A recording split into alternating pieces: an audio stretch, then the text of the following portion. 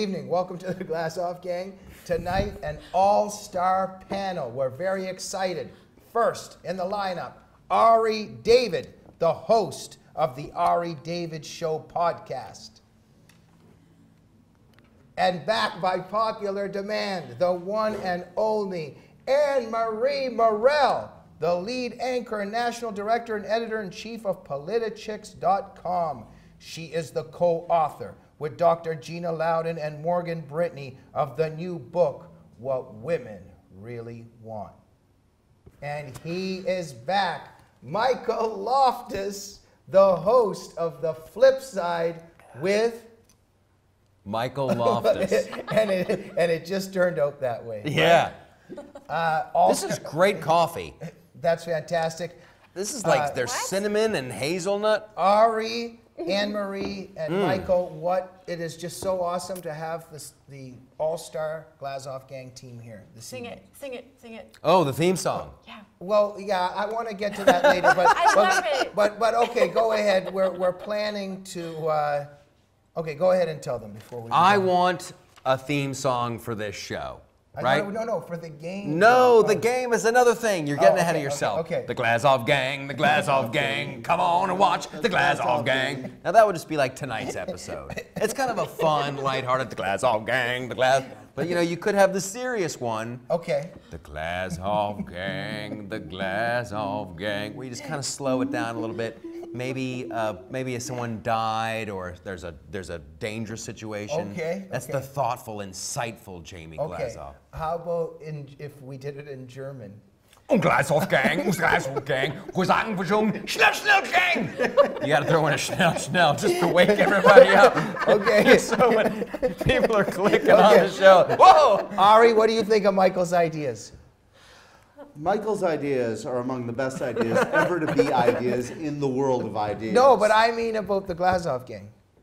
I think you should There's do something. it. I Okay. mean, you know, It's what's been missing. we're trying to invent new conservatism here. We're trying to blaze trails. Yes. And if it creates absolutely uncomfortable situations, well, gosh darn it, let's go for it. Okay, Anne-Marie? Yeah, I completely agree with Ari. But you were singing earlier a theme song for my show. Would you do it or no? Not It's the right same now. song. Okay, can I Only sing? in a girl voice. Okay, Just can I sing? imagine that. That's all you need to know. Close your No, eyes, okay. imagine her singing, you've got it. Okay, ladies and gentlemen, we want to get to the serious topics of our day, but I have a little bit, you know, there's different segments sometimes we do and different themes. We have private investigators of the Glazov Gang. We looked into each of your backgrounds. Oh my goodness. And we have a special segment here, okay? Okay. All right, now, just bear with me here. We investigated Ari David. His There's background. no way this turns out well. Okay, No. and I'm going to ask, Especially for the investigators. right, now I'm going to ask Anne-Marie, Ari, don't say anything because our investigators were on top of this. Anne-Marie, I'm going to go with you first, and Michael, you second. Okay. True or false? Somewhere during high school, Ari was once so high while he was speaking that his teachers wanted him to take an English as a second language course. True or false? Absolutely 100% true. Michael? False. Ari? True. Quick story, tell us what happened. What? Yeah. Well, Jamie got some of the details slightly wrong, but Our the investigators nature- do the best they but can. the nature of the story is true. I filled out my SAT tests just in zigzag patterns. I didn't read any of the Was this in questions. high school? Yeah, during high school. Okay. And I got the same score on each half of the test twice.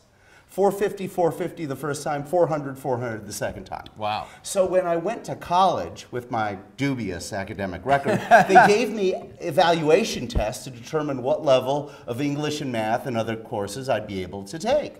So I used the same tried and proven technique on these classes or these courses that I did the SATs. I just zigzag patterned it. I mean, you know, there was pot to be smoked. I had to get out of there. Well, So it is true that you were high during that? Of course, but I was Okay. high when I was awake, so... Okay, you know, we're that- not recommending smoking drugs on the show. Ari's just being truthful about his I'm past. just... I Not have, on the show, literally, you mean. Okay. I was high during high school. We're gonna need okay? another Well, thing, okay, so- during the Go show ahead and is quickly finish the immaterial. story. Okay. Anyway, so the results come back, and the only class I was eligible to take in college was English as a second language. And I took it. Okay, excellent, excellent. Now we're going to go to Ari and Michael. And Anne-Marie, I'm sorry, but there was an investigation. We got to the bottom of something. I only stripped for a tiny amount of time. Oh, too bad. Just for like 2 years. We That's didn't all. find that out. Oh. But, Ari, David, true or false, did Anne-Marie once live in a garage? That's true. True? Michael? True. Okay, why would you? It was with the Fonz. All right. I remember that episode. He moved in above the Cunningham's garage, and there she was. No, but honestly, do you think it's true or false? Of course it's true. But why do you think of course? Because she's cool. Okay, okay. And cool chicks do that. Okay. She's a politi-chick. She's like, screw it, man. I'll live above the garage, Mr. Okay. C. Okay. Hey. Anne-Marie, true or false? The Fonz never showed up. But yeah, Okay. I lived in a garage, and it wasn't a garage apartment. It was literally a garage. Oh. Okay. Yeah. Yeah. Awkward laughter. Okay, so no more to the story. We'll just leave it at that, right? Well, no, So no, wait, I'll I want to know. They Wait a moved- minute. There they was a moved- car? Wait, no, You'd just be wait. there watching They TV, moved the and all of a car sudden the door would come open. They would and it move would the come car. a Be lake. nice, Did be it nice. leak oil? Hold on, No, you guys. there This was is about oil all over the Anne-Marie. floor. Let her tell. Absolutely. Just wait. Let Anne-Marie go ahead. They would move the car out when it was like nice weather. Mr. and Mrs. Cunningham. When it rained, they moved the car in so that they wouldn't have to walk through. And what would you How do with long your did you live in stuff? the garage for? I was on an air mattress. I was a single mom. My son lived in the house. It was my sister's house, Okay. to be fair. Okay. But I didn't want to take up any of their space because that's who I am. So Wow. I lived Excellent. in the That's garage very Be for nice. about a year. Michael, be Very nice. cool. Okay, we're moving on. The audience might be getting a little bit upset, but we just have to, you know. Wait. sometimes this show we for have What to- about Michael? Oh, I'm moving on to Michael. Okay, good. Oh. Okay, and then, you know, because the audience needs to know who our guests are. Yes. We looked into This is really good coffee. we looked into Michael, Ari, and Anne-Marie. True or false? Was Michael, before he became the host of the Flipside with Michael Loftus, for a brief period, a derelict panhandler on Skid Row? Ari. Yes, he was, and I saw him do a strong 5 minutes on Skid Row. And he didn't even run the light. It was a police light, flashlight, heavy duty. It threatened to beat the living you-know-what out of him, but... Really? yeah. Okay. Anne-Marie? Strong comedy, though. True strong. or false? False. False? Not Okay. true. Michael? Why would you make up that lie? Like the other ones have like a ring of truth to them. You know, they're actually true stories. Michael. And by the time he gets to me, like, nah, Skid Row. He was a bum. Well, you know what? It was true. Really? I was a bum on Skid Row.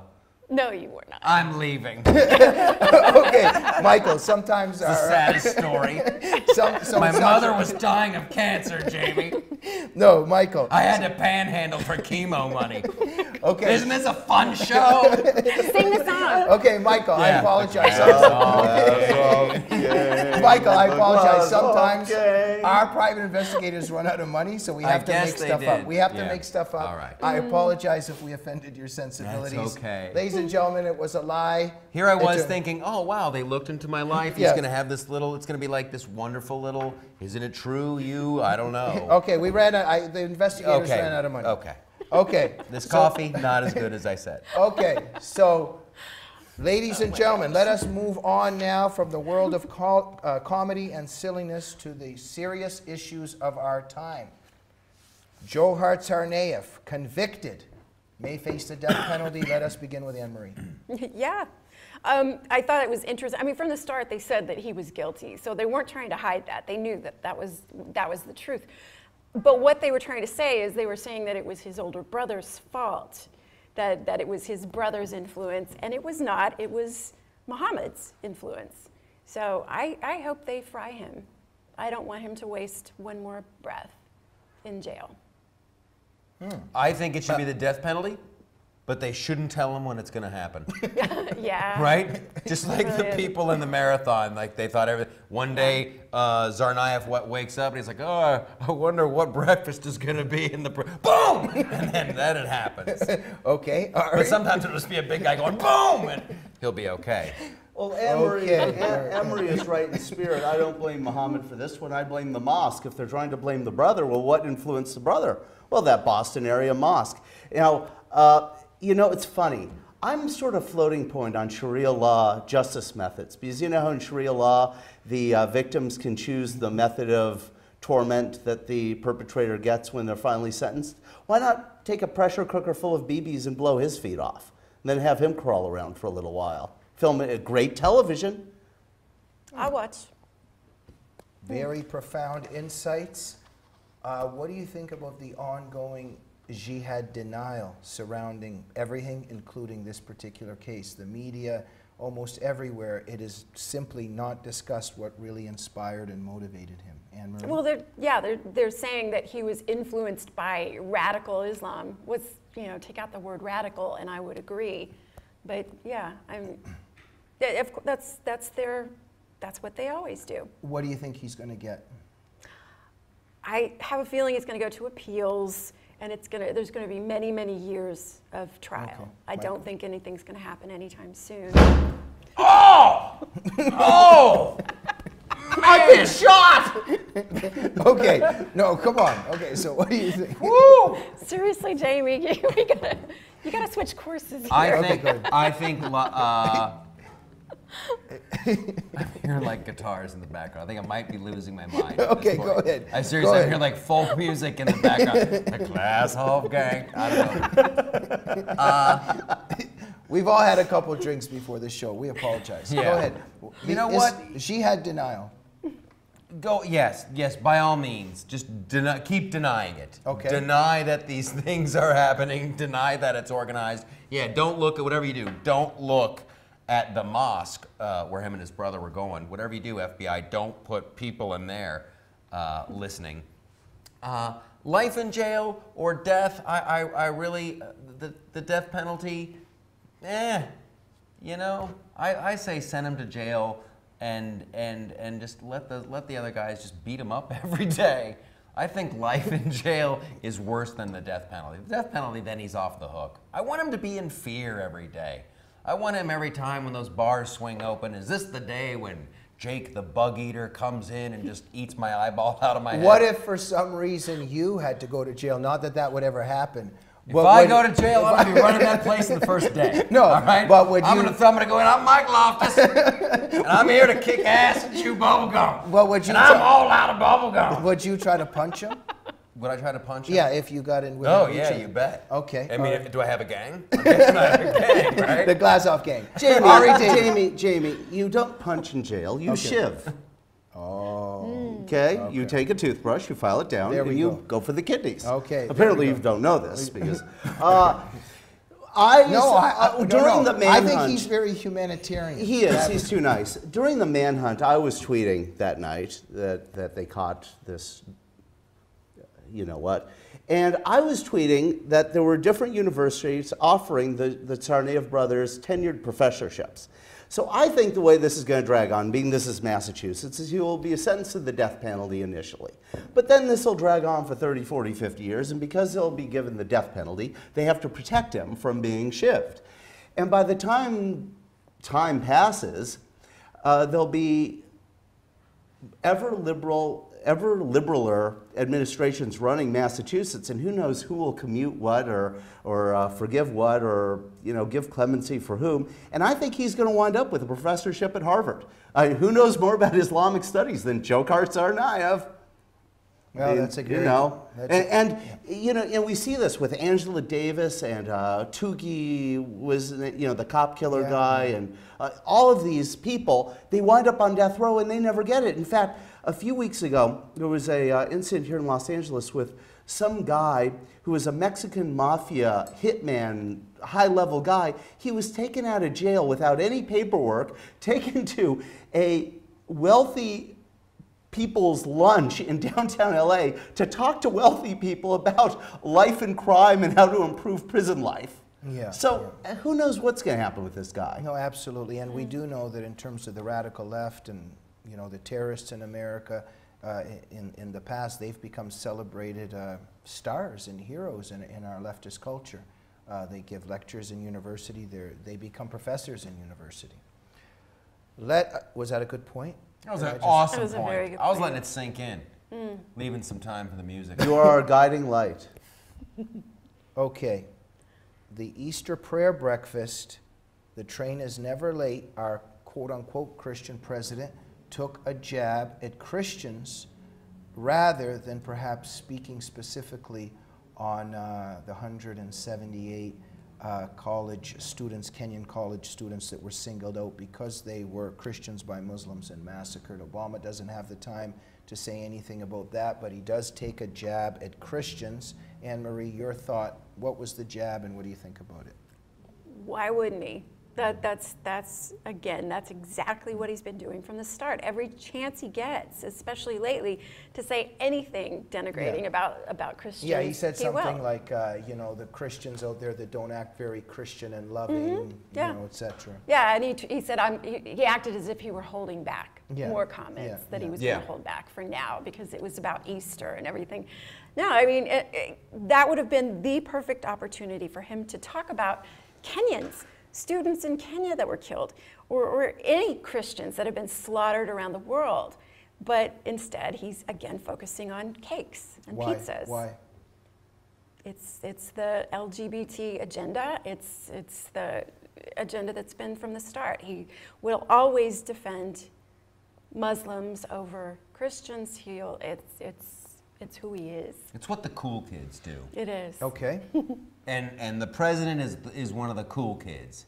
He's like, oh, Christians, they don't have their acts together. We're pretty with the Crusades, and ooh, I know some Christians who aren't very Christian-like. Hey, listen, Muslims, we're cool. We're down. I'm not with these guys. That's just who is he with? That's what I miss about good old George W. Bush, where he gets up and is like, you're either with us or you're against us. We're going to find the evildoers, smoke them. Wasn't that great when he just like, on day one, he's like, evildoers, we're going to smoke you out of your holes, we're going to get you. And this president, you don't even know, I literally don't know whose side he's on. Right. They killed some Egyptian people today. Yeah, they were all Christians. Well, I just know they were good folk, and there's some Christians around here who aren't very, like, what are you talking about, man? These people were singled out because of their beliefs, and they were killed. Let's just deal with reality. And my voice is cracks right there. Deal with reality and don't make me cry.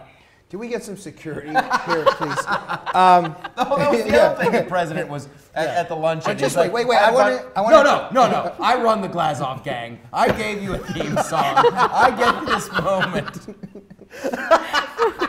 The other thing the president was bitching about at the Easter brunch was like, and my nephews were here. My nephews were staying. They're young, and it was wild. You got all these kids in your backyard rolling around looking for Easter eggs. It gets pretty crazy. I'm like, yeah, especially when you don't have a secret service. Okay. Aren't there guys in suits that are supposed to be keeping their eyes on these children? Can I now go? You may go. Okay, yes. good. Excellent. Thank you very much, Michael. I would just like to say I agree with a lot of the meaning behind your sarcastic comments, but I do know what side Obama is on. Perhaps you do too, but you're just being rhetorical in some way and sarcastic. Before we move forward, quick imitation of George Bush one more time. I like that. Let me see it. We're going to find the evildoers, smoke them out of their hole, get a posse, get some guns, get a pow, pow, pow, ding, ding, ding, ding, ding, ding. Okay. It always ends with that. There's a theme song with everybody. No wonder you're the host of the Flipside with Michael Loftus. Ari. Isn't it interesting that the Christian Obama stays Christian based on how awful this religion is? Mm-hmm. You'd think sooner or later he'd convert to Islam and become civilized, right? Because by staying Christian, sooner or later he's going to go on a crusade or engage in an inquisition, right? Yeah. It's interesting that here we have the mass slaughter of hundreds of people on a college campus, and Rolling Stone doesn't even write an article about it. Hmm. You know, the epidemic of rape on college campuses. Yeah, of course. Yeah, well, that's we all true. Yeah. No, absolutely. Very good point. And Ari, what do you think motivates Obama? He's on their side, clearly. Look, you give Iran a nuclear weapon, you're on their side. Yep. End of story. Enemy, it's all deliberate. No, this is accidental. He's on their side. A little bit of a maybe strange question. How do you feel when you see Obama doing that? On a really serious, honest note. Anne-Marie? Betrayed. This country is being betrayed. I think that he is a traitor. I said it straight out there. I think he is a traitor to this country. And the Iran deal, I think, is absolute proof. Is there a sadness and anger, both? What do you? I feel sad for all these idiots that voted for him twice, and the people that still believe in him and refuse to see the danger that he's put this country in. We may never be able to recover from these Obama years. And it's incredible in terms of Benghazi and also just what happened in Kenya and the slaughter of Christians throughout the world and of the Boston Massacre, et cetera, et cetera, et cetera. He will not say the word jihad or even radical Islam. Michael, how He won't. I'm agreeing with you. It's a vote time. It is a vote. Mike. I'm sorry, it was like hanging out there. It's a boot time. We talked about this. You All right, never what do you make got? fun Okay, of Jamie's accent. It's a Canadian accent. You I just get don't it. do that, It's Michael. wonderful. Say, It's like let's Sean hear, Connery. let's hear it one more time. A boot. Okay. What do James you... Bond. James Bond. Michael. I'm here to boot your space. Okay. On a serious note, how do you feel when Obama does that? How do I feel? I feel like telling Congress to slow down.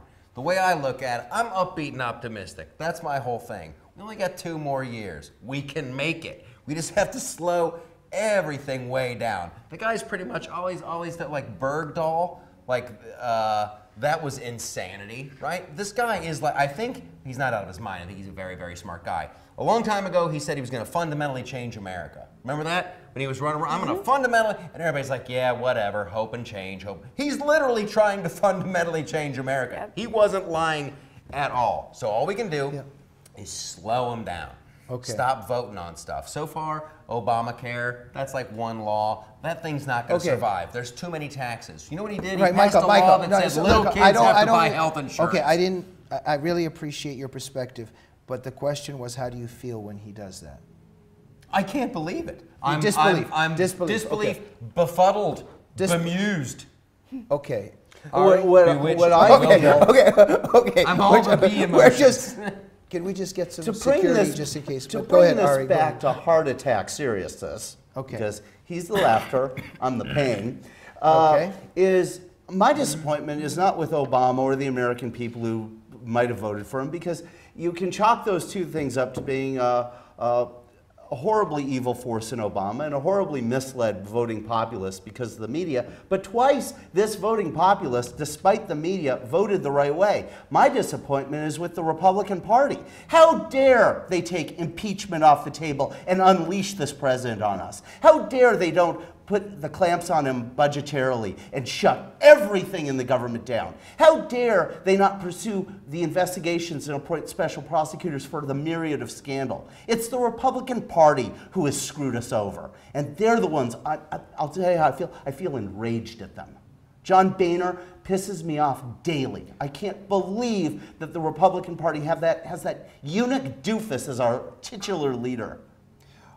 I had an uncle named No, Eunuch 1 second. Doofus. No, 1 second. 1 second. Glazov Gang, the Glazov Gang. I'm angry at the Glazov Gang. No, just wait. Ari, what's behind that impotent, pathetic behavior? I believe that they like the big government solutions Obama is enabling, so the way they look at it with pendular shifts in power, eventually the Republicans will be back in some position of influence, and they can then run the big government edifices and superstructure Obama put in place for them. They're betraying. Ding, ding, ding, ding, ding, ding, ding. We have a winner at the end of the table. Give me my chicken dinner. If you are, winner, chicken dinner, if you're in politics, you are, and even though what you say, it seems like everybody's for bigger government. Everybody's into it. Before we move on, Anne-Marie, a comment on the wisdom articulated by these two guests.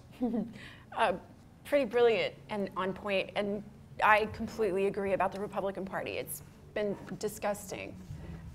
If we don't make some major changes, and I don't know if we can, we're doomed. Republicans have betrayed conservatism? For the most part, yeah. All right. If we by miracle elect Ted Cruz, I will savor what the tears that Democrats and liberals shed, especially in the communities among West LA and Southern California, but I will bask in the glory of the tears the Republican establishment sheds. Anne Marie introduced me to Tim Donnelly about a year and a half ago, and I thought this man was brilliant and fantastic, on point, and to see in microcosm how Tim Donnelly was savaged by the Republican Party in California was tragic, and Ted Cruz would be the perfect retribution for them to receive. Okay, Obama, president of the planet, question mark. Very interesting article in the American Thinker by James Lewis called Obama's UN Ambitions. And there is, the interpretation of this article, put forward some ideas that everything Obama's doing might be a calculation for later moving on to the UN and ruling the planet. What do you think that this might be in Obama's head? Because in some ways we can't really picture him leaving the stage. And what do you think of this scenario if he did actually go to the UN and start ruling the planet? Anne Marie? I can see him heading the UN much easier than I can see him being president of the United States. I mean, he would be surrounded, there are, what, 60 Muslim nations in the UN? He would be completely at home. He would be able to, I mean, most of these Muslim nations have voted against anything that the United States has brought to the table in the UN. Almost between 70 and 80%, between Pakistan and India, they all vote against us. Obama would be completely in his element. He'd be able to strike down, and there's so much anti-Semitism in the UN. I mean, they hate Israel. He would be completely at home. Michael? Yeah, I agree. I think he would be great. It would be like a duck to water having Obama in the UN. I mean, it's like, think of the UN as like Chicago in a building. And he could organize people, and he could do protests, and he could get these guys not talking to those, and these guys talking to... It'd be perfect for him. And nothing really happens at the UN. It's just like, it's like a fort for people to talk about ideas. The UN is a joke. So I think let him go. Let's have a vote about our dress code. And well, wear hats. I don't know, because if the UN becomes more and more powerful, it would be very scary what Obama would be doing, including with the Muslim states, and what kind of rules they would be enforcing on the rest of the world. Ari? I have this dream. I'm like Martin Luther King. I have a dream. And it involves the UN being expelled from our nation and sent to somewhere like Uganda, where it's more appropriate to have that kind of dictatorship and tyranny. And if Obama becomes the Ban Ki-moon of the future of the UN, but they're in Nigeria, let him go. Let him have it. What they say, in the land of the blind, the one-eyed man is king. Well, I know that, don't make a Harry Reid joke. Michael, you can say that for a minute. Let Obama rule a pile of crap. That's what the UN is. Kick it out. The only reason the UN has any power and influence is because we let it sit in New York. Yeah. Okay, before our time is up, let's deal with this deal, quote unquote, with Iran. And I think it would be fair to say that Obama is facilitating Iran's road towards the nuclear bomb at the expense of the world, but especially Israel. Anne Marie? Every blackmail movie you've ever seen, that's what this feels like. That Iran has something on Obama. And he is desperate to make this deal with them, whatever it is. It's like they have something, and they're going to release it to the press. They're going to call TMZ. It just seems like something else is happening with this. Seriously. Like that, they have that video of Barry and Reggie Love playing in the bathhouse. I don't know, but it doesn't make any sense at all. Why we would be dealing with these monsters in Iran for possible nuclear proliferation? And he said, what's this thing that he said today? And they said that it was muddled. That he's basically saying that they could have a nuclear bomb in 13 to 15 years. Mike Loftus, your perspective on this quote-unquote deal with the mullahs? I think that young President Obama is so worried about his legacy. He's so worried about how history's going to see him, and he's like, I want to get this deal done so history will see me as the guy who did it. And that's the thing that's going to mess up his legacy. But here's the great thing about any kind of a deal.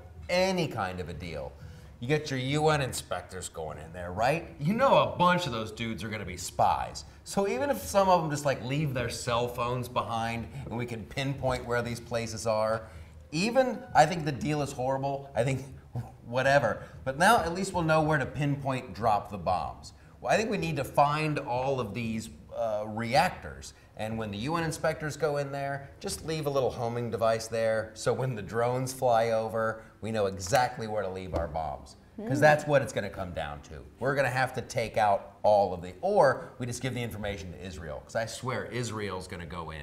There's no way Bibi Netanyahu and the Israeli gang are going to let Iran have a nuke. You just can't do that. That's crazy. That's like giving my uncle, what's my uncle's name? Yeah, but, impotent eunuch yeah, or whatever. But Michael, giving him a baseball bat. Michael, that's the ideal, but the problem is that Obama, as President of the United States, is doing everything he can to block Israel from taking action, and he himself won't take action.